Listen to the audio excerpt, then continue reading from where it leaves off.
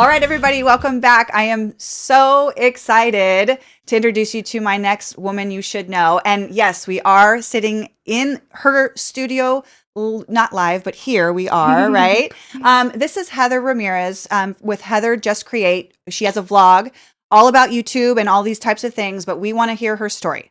And I am really excited to talk about it with you today. Yeah, I'm excited. So let's start with what it is you do Sure. and explain that to people out there. Yeah, so I have been a YouTube creator since 2016, and I started out documenting my journey in starting a business, having no idea how to do that. And so basically, I looked at it as a video blog, right? Vlog.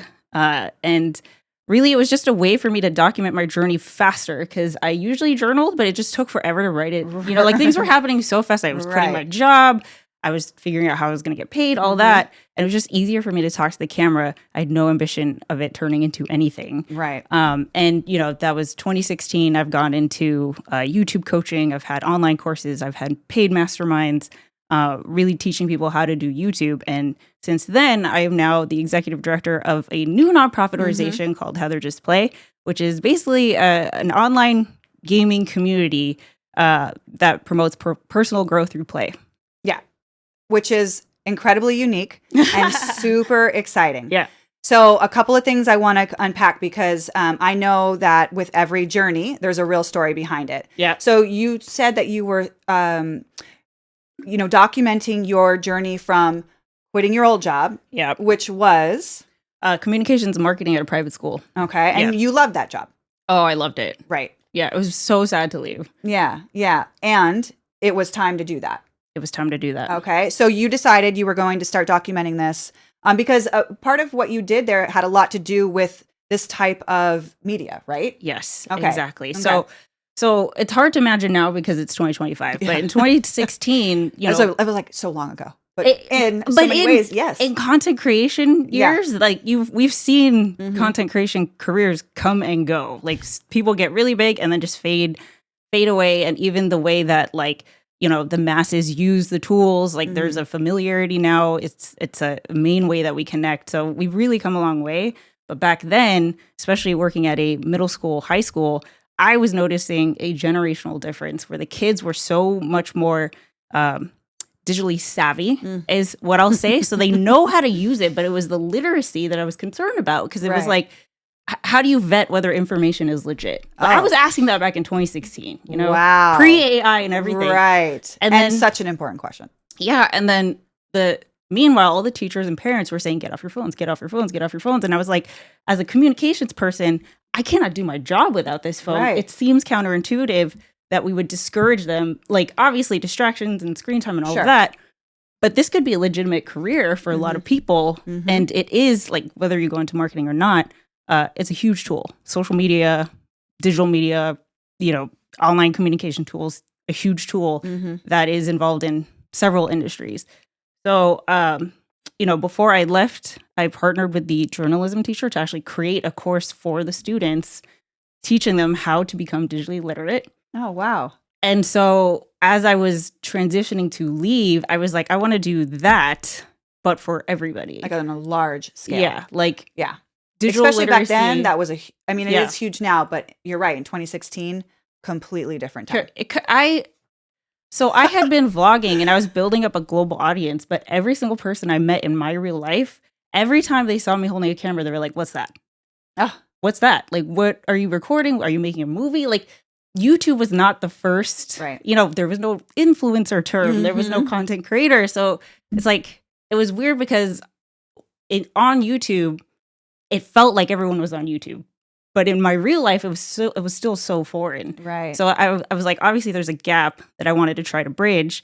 And so I wanted to, like, my goal at the time was to create an educational YouTube channel. Yeah. Basically explaining, like, what's a hashtag? And, like, you know, like, what's a URL? And, like, how do you know, I was going to start with the kids of, like, you should create a LinkedIn profile because college admissions people are on here, future employers, like, put your resume online, start putting your volunteering experience, even your club experience, your skateboarding videos, like all of that is legitimate. Like that's cred, that's your passion, that's your hobbies, interests, which like I don't know, is a good thing to put out there. I feel Yeah. like. Yeah. No. So that's how it started. Yeah.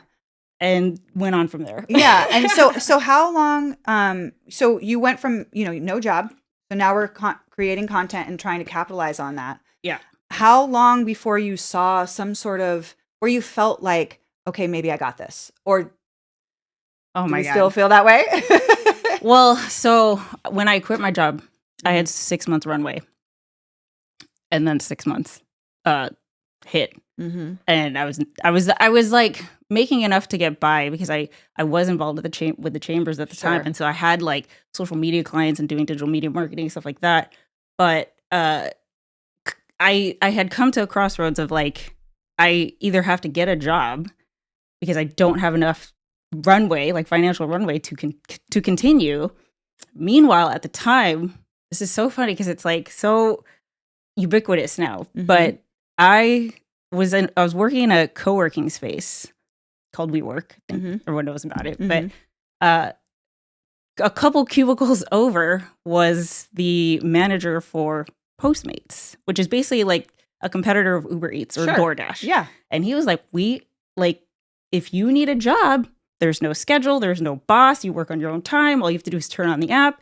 And I was like, okay, this is an option because I can make money while I'm trying to build this thing. But I was conflicted because it's like, here I was with a lucrative marketing career. My parents are on me of like, what the hell is this YouTube thing that you want to do? And now you want to go deliver food to people? Like, what the heck? What is happening? Yeah. And so I was like, am I a failure for, like, I'm intentionally choosing to do this. And, thankfully I reframed that of like, no, this is how dedicated I am to wanting to do it, that I'm willing to, do what I have to do to make it happen. Yeah. So, it's been a long journey, especially in content creation, like there's like not one way to do it. There's so many different ways to monetize. But I think the thing that I have felt confident in is like, I don't know, I've never been as passionate about doing this than I have with like any other career that I've seen. I love the power to be able to connect with people all around the world. To me, it's where I feel like I can be myself, like truly, which sounds weird because I feel like when people think of social media, they're like, oh yeah, you have to like look perfect and this perfect lifestyle and all of that. But to me, I think showing the struggle, showing that whole journey of like, do I work at this co-working space? Do I do this part-time job? Is the thing that connects people, because everyone is going through that. I mean, this 100%. doing this podcast 100%. So and that's such a connecting thread from everybody. Yeah, everybody had that moment where they were like, I'm just barely fingernails into this and I'm holding on, and I have to make a choice if I'm going to do it and drive for Postmates or whatever that looked like, or if I'm just going to walk away from it. And I think that every single person we've talked to has made that decision to dig their nails in even further and always come out on the other side with a huge win. And what you're doing right now, you probably didn't imagine that before, not. Right? Yeah. But everything, you said it. You said a reframe, which essentially is like a mindset switch. Yeah, like you could be like, I'm fucking driving around, and doing this when I really want, my passion is no. I'm going to do this so that I can do what my passion is. Exactly. And that mindset is so important. It's so important. And it's, that's one thing that I've definitely learned is like, I think I told you this, like two people can look at the exact same thing. Yeah. But like one can see it as a success, one can see it as a failure. And it really doesn't matter. It's just like how I see it. Right. And thankfully I had like working in that co-working space was actually really fortuitous because I was surrounded by a lot of other aspiring entrepreneurs who were like busting it, like getting done. I was like, okay. Meanwhile, my parents were like, what are you doing? Like, your cousins are getting married. Here's the healthcare industry. You should be a nurse. Like, people are getting houses because I was 30, So I was like, I'm not. Additional pressure. I'm not, there's biological clock, like all the things. Like, I'm not checking any of the boxes. I'm a total failure. And I had to like, all right, mom and dad, you got to chill. I'll come back. But I need to do this. And like now they're, my biggest fans. Yeah. But yeah, it's been quite the winding road. Yeah. Well, I think all of the best journeys are. Yeah. Because if it was a straight road, then everybody would get there. Yeah. We'd all be there at the same time. and there wouldn't be really any challenges to share or, any notes to share because the journey is different for everyone. Yeah. Right. And it's really important to understand that. And that comparison factor, like I don't have any children. I'm not married. I don't have a house. Everybody in my family is a doctor. Like that can really, really affect you. And see, so that's where YouTube actually comes in because as I felt like, there were things in my life that were kind of making me feel like I was a failure. And on paper, it probably looked that way. But when I was sharing my story on YouTube, everyone was like, so many people around the world were telling me, I am living vicariously through you. I'm so inspired by your determination, your story, like keep going. And I was trying to reconcile these two like feedback inputs where one was like, you're my hero versus you're a total failure. Yeah. And it was weird to kind of like do that, but that's honestly like what kept me going. Right. That was like, this is the magic of YouTube that I knew was always there, which is why I even tried in the first place. But to have it happen to me, because like I said, when I started my channel, it was really for me to look back. Like, hey, and 6 months ago, that's where I was, But like your video journal. Yeah. It's interesting because I was having this thought, now in social media, it's like you have friends from all over the world and everybody sees your life. I don't know how much of a connection there is. And yet you're speaking of this YouTube community that really came together to listen to your journey and support you. Do you feel like that element is still available in the social media world, whether it's YouTube, whatever that platform is? Do you think that element is still there? So this is perfect because this is why I'm starting that. This is why I started that nonprofit. Segue. Okay. Yeah. So because I do think that in 2025, it is so noisy online. It's so you're constantly being sold to. People have agendas. People have ulterior motives, and it's very loud, divisive. And we know this. Angry content, content that's triggering, does get more clicks, and so it's hard for me as a content creator because I don't want to judge how people want to make their money. Sure. Right? Like it's hard. Everybody's got their own way of doing things. I wouldn't do it that way, but I get why people do. And so all of that, being in this space for this long, I definitely see that there is that magic of online communities, but it's so much harder to find because it's like you have to like dig through all the, how do you make a genuine connection when everyone's just like this? That's hard, right? A like is not the same, right? Which it's not impossible, but and then the other thing is there are online communities, but they're all paid, so it's like you can't tell. Are you friends with me because I'm paying you, or like? So you're thinking about it from somebody who might need that community. Yeah. Right, you're right. It's like, so I have to pay to be part of a group of people that share the same interests. Like, that would not have that same feeling as what your nonprofit offers. Yeah. And so kind of walk through that a little bit. I know from what I know, it's literally all ages. Yep. It's literally all over adults. Adults. Yeah. Right. So nobody under 18. Yeah, because you got kids. You guys got your gaming communities. You already got your video game communities. I need to carve out the the non-toxic community for Adults, yeah. And that's like 18, and you've had somebody up into 74, right? Yep. So, okay, let's start from the beginning. So what are you offering, and how do people find that, and how do they know it's the right fit for them? So basically, the way that I would describe it is it's a digital community center for people who like nerdy, geeky things. So it is like, it's video games, it's, anime, but we also do IRL in real life stuff. So like fitness, food, That's what IRL pets. stands for? Yeah. Her sister is laughing. Oh shit. Okay. I think I'm like blushing over that. I didn't know that. Yeah. Okay, IRL. Okay. All right. So yeah, like basically the idea is, it was modeled by a lot of things. It was modeled by Leadership Coachella Valley, which is the program of how we met. Yes. And just seeing all the different organizations, I definitely took all that. There's a new local nonprofit that encourages people to play hockey for the first time. So they have everything from you don't know how to skate, beginner class all the way to you want to play weekly on a rec league. We got all the options, and they provide you with the gear because it's insanely expensive to get into like even just to step onto the ice. Yeah. You have to have full gear. Right. They provide that at very low cost. You know. Oh, So wow, that's interesting. So my thing was, I want to connect people through video games with an online community, but like the focus is the games, right? But what's cool is like instead of having to, you know, it's so hard to get together with your friends, like to make sure that all the schedules line up and all that. It's like you can do camera on if you want. We don't like force anybody to do that. But like if you just after work want to play games for 30 minutes, boom, there's somebody there to play with you. We have events that are, structured. So we make sure to focus on the team building aspect, the collaboration, the multiplayer. And it's very beginner friendly. So if you like, it's not about the win. It's about everyone having fun. The community. Yeah.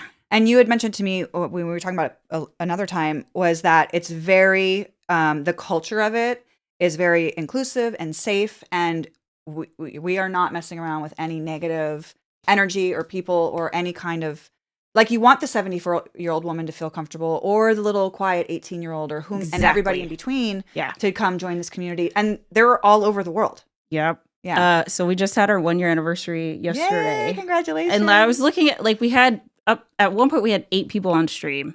We had Shanghai, Canada, I don't know, 3 different states. Our 74-year-old Gma was on there. And I was just looking at it and I was like, when would these people get together and be able to just geek out about things and not feel bad about it, right? Because I think that's the thing is like, it's a lot of like, oh, I'm really into this thing. And it's like, oh, you're into that thing. And then just complete deflation. Yeah. You know, like I want people to be able to be excited and be able to share that excitement. Yeah. I don't care if you're into Pokemon cards or, you know, whatever movie you just saw or whatever book you just read. Like, here's where you can share it and everyone will really appreciate it. Yeah. And it's like, it's so cool to see what people have come up with. Everything from creating keynote and PowerPoint presentations about how to like use your PlayStation controller to how to play a character in a certain video game. We have, kind of like book clubs. We have story discussions and analysis with the video games that we're playing. We talk about the main characters and the plot development, stuff like that. So it's like every week is different. We've had hundreds of events in the past year. Well, you can do that when you can just do it from your space like that. Wow. And it's that like yesterday, someone scheduled a night before Christmas watch party. So that's happening in 20 minutes. Yeah. And it's just like that's how easy it is because I wanted it to be like, you know, the Boys and Girls Club, you could just go on in, pick up a guitar, start playing, or grab a basketball and start shooting hoops or whatever. I wanted it to be that easy to just like play with people. Yeah. Heather just play. Yeah. It's kind of modeled after that. I love that. And I transparently, like when I think about, because I've only just gotten into this social media thing over the past like 5 years because I became an agent. It was not something, and computer, like those things were not on my radar. And I'm sometimes like, well, why would I want to talk to somebody on the other side of the world? Like, but hearing the way that you describe it and explain it and the value to that person on the other side of the world that maybe doesn't have a community to have a safe place to share and geek out on whatever it is. Yeah. Like I see 100% see the value in that. Yeah. And I think that's the difference, right? Is like with social media, with a lot of content creation, it is one to many. It's one person to talking to numbers. Yep. Right. But to find that genuine community where it's member to member. I am just a member. I happen to, my name's on the thing, but I could also just sit there and enjoy the movie or play the game or whatever. And it's trying to foster that type of community online is very difficult. Yeah. But that's why I want, and I've talked to a lot of content creator companies and brands, creators. This is revolutionary. This is unprecedented. It's definitely not been done before. So that also interests me because I want to kind of be the example of just like, here's what's working, here's what's not. And in a time when it's so different from when you started, and like you said earlier, it's loud, it's divisive, to have this sort of thing that you're bringing forth, like it doesn't have to be that way. It doesn't, exactly. And we can I just want to show that it doesn't have to be that way. Exactly. And this is how we can do that. I mean, I've always thought that when you try to change something, like people always think grand scale, like, oh, I want to change this whole big thing. And that's really tough. But if you it's- just do like, Yeah. here's my pebble Yep. in the pond, Exactly. and you do that consistently, that's how things change, because you said it. There's nothing like this. It's revolutionary. Yeah. So every other person that watches it, somebody will decide to try to create their take on it. Yeah. You know, and it won't be the same thing, but it's another person who wants to do a Right. good But I thing. want to inspire that. Exactly. Yes, I just want to yes. show, like, the hardest thing is showing possibility, like whether Right. this is even possible. Right. So yes, it's possible. Go, like, Mhm. make more positive content out Yeah. there. That we need. Yeah. We need more of that. We Right. need, it's like, what really makes me sad is when people are like, oh, I just have to get off my phone completely, which I understand that. Take your breaks, right? Sure. But like, I wish it wasn't just us scrolling through literally thousands of pieces of content every day. Like that is And overwhelming. honestly, like when you said that, I just said that's really a lot what I do. Like I do just kind of so scroll do I. through, right? Yeah. So how do you, or how does it look to get something that's Yeah. really impactful in a positive way? Because it's super easy to get some bullshit on there, and everybody's like, oh, look at that X, And Y, then and Z terrible thing that just happened. And now that's your whole day, right? Yeah. Like you carry it with you. And so Oh, like yeah. I wanted to do the opposite of Mhm. like, you share something you're excited about. We're all genuinely excited. It's not Mhm. fake, right? It's not just Yeah. likes. Like, what does that mean? Right. Right. A like can mean anything. But to have the feedback of like, oh, we didn't know that, but so and so over there in Australia is into it too. Yeah, Oh, now you right. guys can geek out about it. And then Right. when you sign off, you feel positive, right? Instead of charged and triggered, and you feel in a funk and you don't even know why, because it was the 70th post back that you Right. scrolled through or whatever. Right. So, yeah. So how obviously also face-to-face personal Yeah. interaction Mhm. is so important too. Yes. So how, because I would imagine that a lot of people that come to online things, like maybe they don't have that personal connection out in the real world. How do we balance that? How do we say like, this is important, this avenue is important, this platform, etc., and also figuring out how to do the people to people thing? Yeah. So what I would say to that is we have a whole section that's focused on IRL stuff, right? Mhm. So like I'm literally about to buy running shoes and get back into running because one of our members is like, signed up for a half marathon and stuff like that's inspired me. Yeah. And so everyone is sharing kind of different aspects of their life of that in-person experience. But then Yeah. also we do have people who are homebound on disability. Oh, okay, makes So sense. so Yeah. I don't it's like I don't want this to be the only thing that Mhm. I think that's beyond the scope of Mhm. what we're trying to do here. But just to be able to provide it as an option, Mhm. and then you can kind of figure out how involved you want to get. Right. So you can, hop in every 2 weeks, or you can jump into leadership, become an officer, lead events, help Because new you members. you have those tiers. We of have all the different ways involvement. that Yeah. that people can get involved. Yeah, and that's interesting. How many people do you have now participating? 150. Yeah, girl. Yeah. 150 members in our Discord server. 150-ish, and then 2,700 on our YouTube channel. Yeah. Wow. So, Okay. Yeah. And how do people? How would they go find out about your nonprofit to see if it's a good fit for them? heatherjustplay.org. Nice.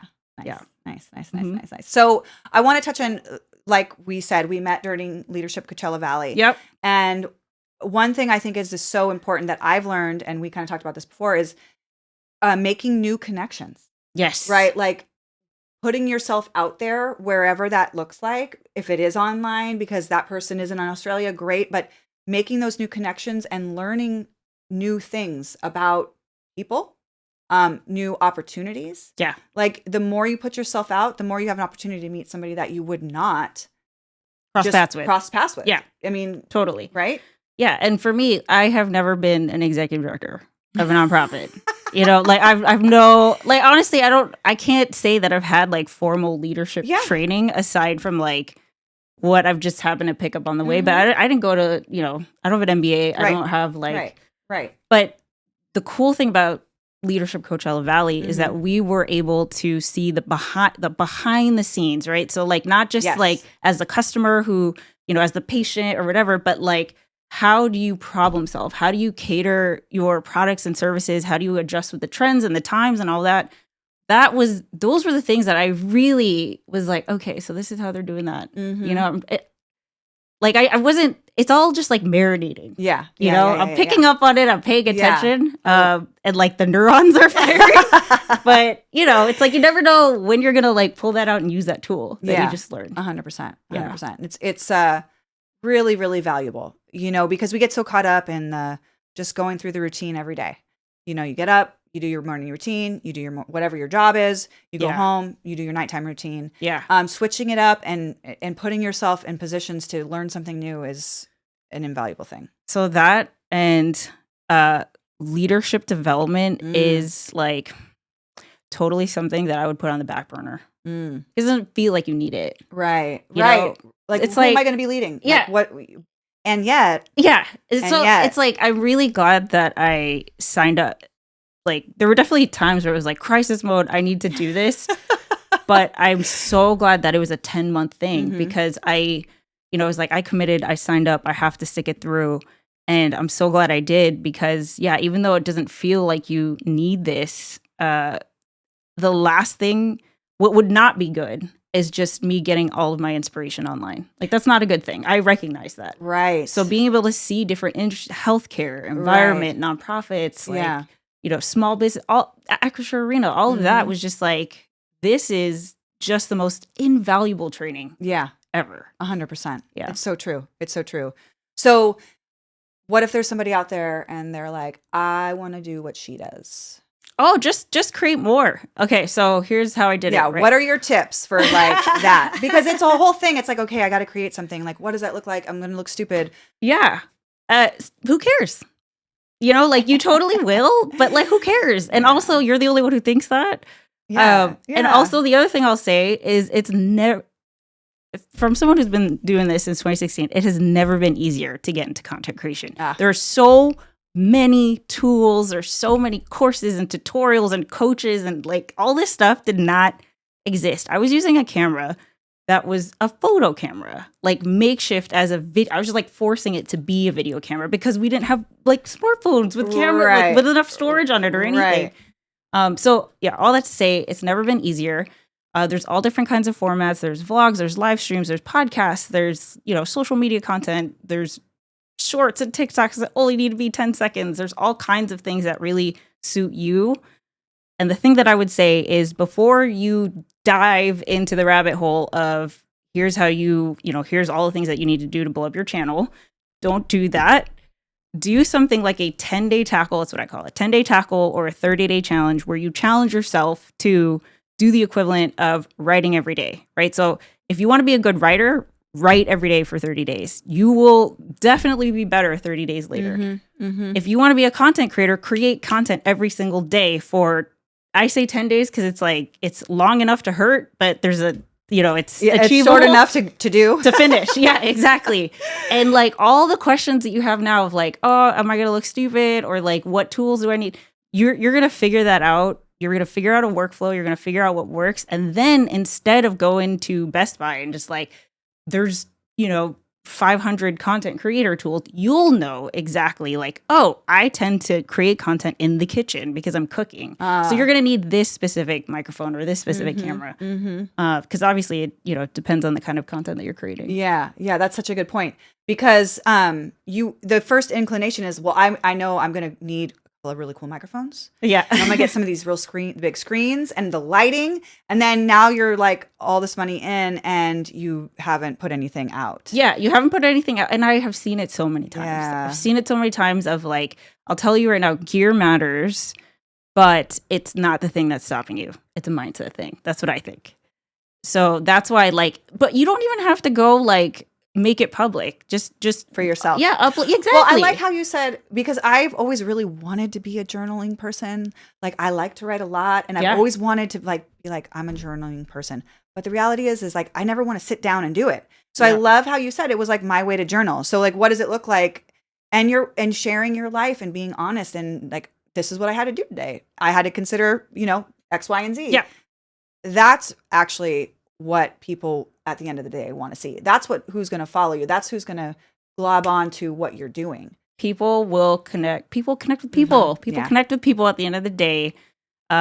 I know it doesn't feel like that because I feel like as a society, we're so associated with lots of views equals successful, or like right, or all content these that followers. matters or whatever. Right. Yeah. But like, to me, it's just like, I think if you are creating content that you're passionate about, like, it shouldn't matter who is watching it, because at the end of the day, it's for you, right? And then when you're creating it for you, it'll come through. I remember my very first vlog, I was just sitting on my apartment floor. No lighting, nothing. I was using the sun, like the window. That was it. There's times where I was sitting on my bed. Like, it was just, there was nothing fancy about it. And that's how I built my channel. And now you have all the tools now. Like, there's so many options. It doesn't have to be fancy. Yeah. It's just keeping it real. Do you ever go back and watch any of those? Yes, I have been a lot recently since, we turned 1, and I was doing a lot of like self-reflection. And I had watched the vlog, this is early on, 2016, where my parents, like, I had announced to everybody that I had built my digital literacy channel, the YouTube channel that had all the tutorials about like what's social media and what's hashtag and all that. And everyone was responding positively. Meanwhile, my parents were like yelling at me, telling me to go back and get a job. And I was just crying on camera. And I didn't say why, because I don't want to put my parents on blast or anything. But I was like, if I say that I'm going to like document this accurately, this is part of it. And I don't want to shy away from that. I want to embrace that, because I know I'm going to get through. And I'm going to look at this and be like, oh, I'm so glad you did quit. Like, you made it. You did it. Almost 10 years later. Yes. And this is your job. This is your career. You are doing this as your livelihood. Yes. And there's a lot of different like facets to that, but you are doing this as your livelihood. Yep. Yeah. Yeah. How long did it take before you were like, I don't need any other job or supplement income? That is a good People question. need to know that. Yeah. Well, I did for a lot of content creation. I think the most common way that people think when they think of monetizing as a content creator is you amass a lot of followers, and like that just kind of equals money. Yeah. Because of AdSense or ad revenue. Right. Like YouTube will throw ads on your thing, and then you get a portion of that, or affiliate income is another way. So if I'm like, hey, this microphone is awesome, I would totally recommend it. This is the Shure MV7, and if you want it, you can check out the link in the description below for the Amazon and blah, blah, blah. Then I get a kickback from that purchase and everything that person also purchased. Yeah. Kickback. Oh. Yeah. So those are like the common ways to monetize. What I did was I got clients, right? So I have a studio. I have a way that I present. I love to teach. And so what I would do is I would kind of learn these tools like Zoom and stuff like that. And I would do tutorials about like, here's how to use Ecamm. Okay, like you're going to open up the program and you're going to do this. And then they would put it on their channel, it would be on my channel. So that, like, if you want to get paid as a content creator, but you're not necessarily the one creating the content, you can create content for brands and businesses that don't have an in-house content creator. Oh. Do you know what I mean? So like you could be the one that's doing the education on how to best use their product. Oh. Yeah. So that's how I made. So there's awesome. There's all kinds of ways. There's all kinds of ways to do it. There's all kinds of ways. Interesting. Yeah. I'm like, I love talking about this stuff. Yeah. No. I mean, I think again, I've learned a lot, and I definitely have a different viewpoint of all the different platforms and of the value behind using something like this. You know what I mean? Yeah. And my mind has changed on that just in talking to you, because I am more of like, I want to be in front of you. Yeah. Like it's harder for me to be via Zoom or whatever. For like sure. I want to be with you, Yep. you know? But I definitely just now understand like the value provided on such a large scale, like one to many, in doing this type of thing. Yeah. Yeah. Yeah. It's different. It's hard to explain until like you kind of see it in action. Like I get that, because like this is from day one, this is kind of like what I've been trying to teach people. But I think the one thing, like for everybody, is that what's really cool about content creation tools is that your story, exactly how you are, on days that you feel anxious, on days that you're doubting yourself, on days where you're like successful and feeling awesome, Like that can genuinely connect on a level that someone really needed to see that day. Yeah. That to me is hard to find like in person. So like I love the in person. Sure. But like I'm not gonna cry in person. You know what I mean? Like I'm not gonna which is really interesting because on camera for hundreds of people feels safe. But right? So like it's weird because I don't think about like who's gonna watch it later. So like to me it's me and the camera. Like I'm just it's like a mirror. It's just like just you. Yeah. Interesting. Yeah. Huh. Well, all the things. One more question. Yeah. Best piece of advice or something that you held with you and told yourself over and over again when it was like your parents weren't supporting, whatever that looked like when you're going through this battle to get where you are. Like, what is the phrase that goes through your mind? Okay, so I'm gonna paint the picture. 2016, I was already, so this was past the 6 months of runway. Before I had quit my job, I had just bought a new Camaro, and I had booked a trip to Iceland that was non-refundable. So I was really annoyed because like I could not, like I wanted to cancel and like I wish I could have taken that money and not gone. So I went to Iceland and I reframed and I was like, this is a content opportunity, like whatever, I'll make content while I'm there. And I actually did like do daily vlogs while I was there. I was like editing in the hostel and stuff like that. Shit. But Iceland is incredible. Yeah. So many beautiful, like there's no place in the world like Iceland. Came home. I was at my parents' house. I had my laptop and my hard drive with all of my footage from Iceland. And I was coming down the stairs. I had gotten sick on the plane, And as I was coming downstairs, there went my hard drive and shattered on the floor. Oh. And my all Iceland just like broke right in front of my eyes. And I was like, oh my God, what am I going to do? What am I going to do? Like, I was so like, my heart shattered as the hard drive shattered. I tried everything to recover it. Yeah. So I was definitely trying to ask myself, is there writing on the wall? Is this a sign? Like, is this time? I'm not supposed to do this. Yeah. Is this the universe telling me, dude, like maybe it's time. But then I had the wherewithal to vlog, right? So I turned on the camera. And without even thinking, I took a pink piece of paper and I just wrote the first thing that came to my mind, which was just create more. And I felt so much better. I explained what happened and I talked it out and I still have that piece of paper right there. Oh, from 2016. Oh my God. Yeah. So every time I'm feeling any kind of pushback, whatever, it's like, just make something. Yeah. Because I don't know, there's something about like, no one else is going to be able to make this because it's my unique experience and it validates, it's like, I just kind of like find the calm in creating. So just create more. Yeah. Oh, I love that. And I think that it's really usable for so many people in a lot of different ways, even if their struggle is not necessarily creating. Right. But I think that that's super impactful. And I can't believe you still have it. That's awesome. Aww. Well, I'm so grateful that I got to do this in your fancy little room here. I appreciate you so much. Oh, yeah. And thank you so much. Shout out to Kelly and Christina. So and Christina over here too. Yeah, just because like I really, when I heard that you do this podcast, this is exactly what I'm talking about, right? Like I feel like the world needs more of this content. More real stories, not the like, hey, everything's perfect, I have the gold play button or I have the CEO title or whatever. Yeah. Of like, maybe you are talking to women after they've overcome certain things, but even the fact that you did overcome certain things. And like the stories, right? Like my family, we used to sit around and my aunts and uncles would just tell stories over and over again. And they would tell us their stories and we would talk about the stories.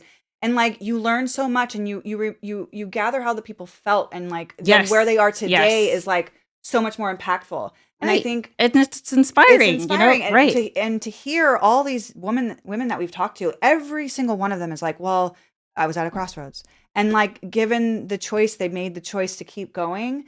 Those stories need to be told. Like people need to hear that because there are so many Yeah. other women who are at that crossroad. Yeah. They're at that crossroad. Right. And it's the thing they need to hear that day. Yeah. Somebody did it. Yeah. You did it. We did it. You can It's fucking possible. do it. It's possible. Exactly. Yes. So don't give up on yourself. Yes. Yeah. And just create more. Just create more. I love that. Yeah. Bye. Bye.